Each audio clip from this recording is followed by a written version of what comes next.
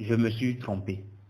Voilà ce que beaucoup de personnes me disent un mois seulement après avoir acheté leur PC. Vous vous êtes déjà retrouvé dans cette situation ou bien un de vos proches.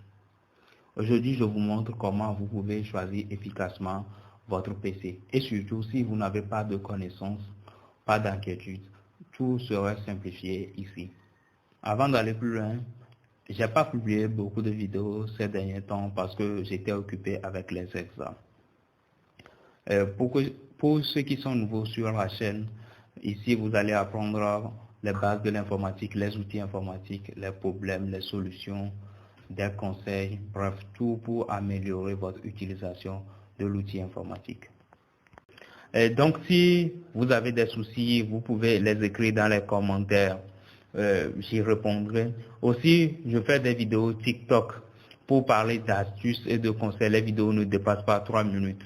C'est plus simple de le faire. Je n'aurai pas tout le temps de faire des vidéos comme sur YouTube. Donc, je fais des vidéos TikTok. Par contre, la chaîne est très nouvelle, je viens juste de le démarrer et dans la semaine qui suit, je vais mettre beaucoup de contenu là-dessus. Je vous assure, vous allez passer un bon moment là-dessus. Maintenant, entrons dans le vif du sujet. Regardez la vidéo jusqu'à la fin pour ne pas commettre certaines erreurs inutiles et qui va vous coûter de l'argent et du temps. Choisir un ordinateur est un choix capital. Donc prenez votre temps lorsque vous le faites pour ne pas le regretter plus tard.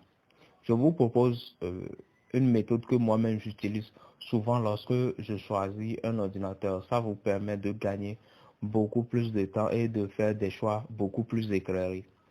Il s'agit de vous reposer sur 3 points.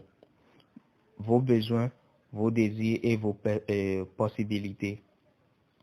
Commençons par le désir, et plutôt par le besoin. Vos besoins. Il s'agit là de savoir ce que vous allez faire avec la machine. Pas ce que vous voulez, mais ce que vous allez faire avec la machine. Ça peut être du travail. Ça peut être du divertissement. Ça peut être, ça peut être des jeux, des vidéos, ou bien vous allez faire de la bureautique.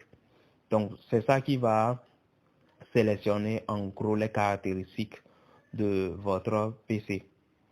Pour commencer, je vais tout vous simplifier, comme ça ce serait beaucoup plus simple pour vous. Je ne vais pas trop entrer dans les détails. Si vous faites de la bureautique, c'est-à-dire vous faites des recherches, vous saisissez et autres, un dual core peut suffire. Et un dual core ou un i3. Si c'est avancé, les dernières générations, c'est mieux, ça peut vous suffire. Vous n'avez pas besoin d'une trop grande puissance dans ce domaine-là. Si vous faites du graphisme, des montages et autres, un i5 ou i7 avec une bonne carte graphique, ce serait bien. Une bonne carte graphique de Nvidia, ce serait excellent pour ça.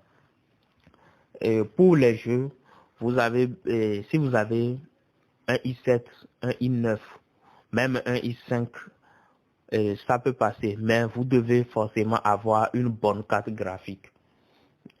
Si vous prenez les graphiques les plus récents de Nvidia, ça passe. Pas forcément ceux qui sont de dernière génération, mais l'important c'est au moins que ça soit de 2007 et 2017 et autres. Là, ça peut passer. Ça peut passer. Tous les ordinateurs que je viens de vous citer sont les ordinateurs de Intel. Si vous voulez des AMD, dans ce cas, il n'y a pas de i5 ou bien i quelque chose.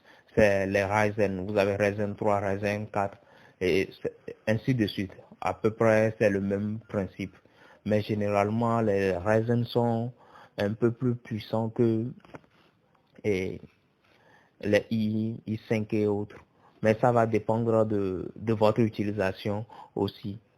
Pour mieux comprendre le fonctionnement des composants, si vous voulez approfondir ça, mieux choisir de façon beaucoup plus poussée, je mettrai la vidéo que j'ai fait par rapport au fonctionnement de l'ordinateur en description et vous pouvez aller voir vous-même.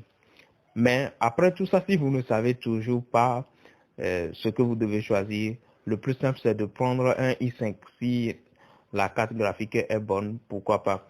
prenez un i5 parce que c'est un peu le milieu de tous les domaines.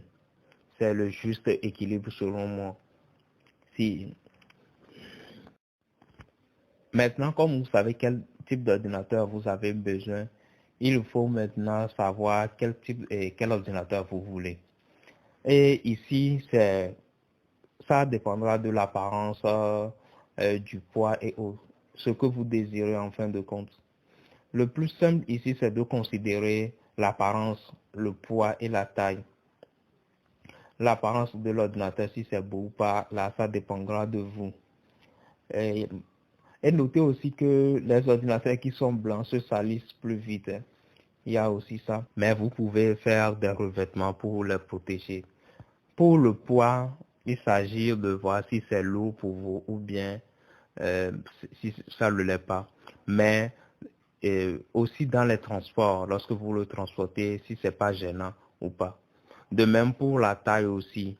Plus l'ordinateur est petit, plus c'est plus facile de le mettre dans vos sacs, de le transporter un peu partout.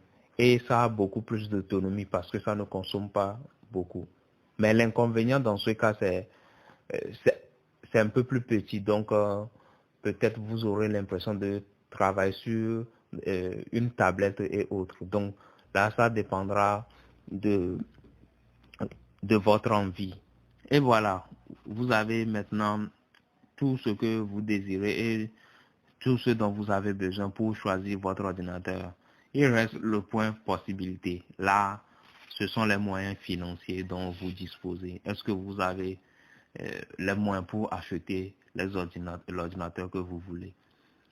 Ici, il va falloir jongler. Si vous n'avez pas les moyens, euh, vous pouvez garder les caractéristiques en général et choisir quelque chose d'un peu plus, un peu plus vieux, je dirais, mais qui auront peut-être les mêmes caractéristiques. Ça peut passer. Ou bien soit, si vous n'avez pas forcément les moyens, vous pouvez choisir un ordinateur avancé et avoir des RAM et des disques durs qui ne sont pas beaucoup, qui n'ont pas assez d'espace. Et après, vous allez changer les RAM et autres pour augmenter sa puissance. C'est aussi une manière de faire pour... Ça fait pas mal aux poches, quoi. Ça fait pas mal aux poches du tout. Donc, comme moi-même, en choisissant mon ordinateur, je me soucie pas trop de si c'est neuf ou pas. C'est bien d'avoir quelque chose de neuf. Pour moi, je me concentre sur est-ce que ça fonctionne bien, est-ce que ça fait ceci, ça fait cela. Pour moi, c'est la qualité qui compte. L'apparence, je me soucie pas trop. Mais c'est en fonction de chacun. Donc, si vous avez aimé cette vidéo, n'hésitez pas à liker, à vous abonner et à partager aussi. Et si vous avez appris quelque chose de bon, pourquoi ne pas le recommander à vos amis?